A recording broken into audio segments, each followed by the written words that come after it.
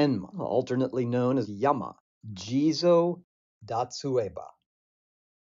Hell is a very interesting place compared to heaven, said someone snarky, and if we take our visionary artist's work as any clue, that's partially because there is a whole lot to do here.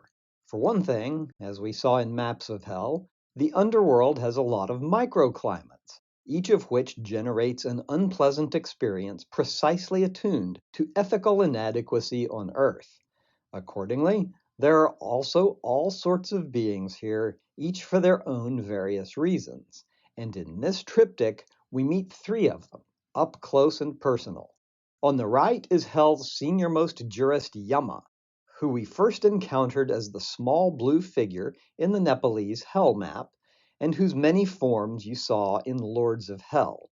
Here, however, the dignified jurist Yama consorts perhaps counterintuitively with two pretty shifty supporting cast members, neither of whom take Yama as seriously as he might prefer. Here we have reference to the vigilante Datsueba, or Hag of Hell, on the left, and the cosmic prison breaker, the bodhisattva Jizō, at the center.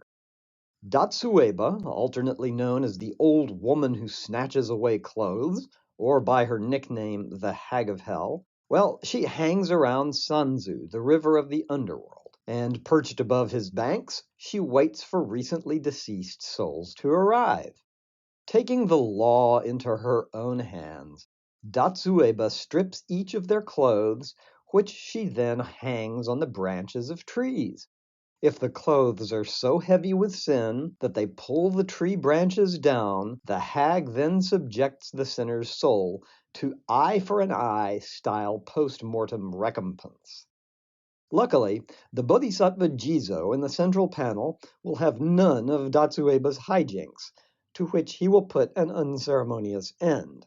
Nor will Jizō tolerate any of Yama's machinations, for he sees through the Lord of Order's pretense of seriousness and reality. In Jizō's eyes, the legal tender of hell, karma or work, appears to him as it is, as an illusion. For this bodhisattva lawbreaker, the emperor of hell has, metaphorically speaking, no clothes.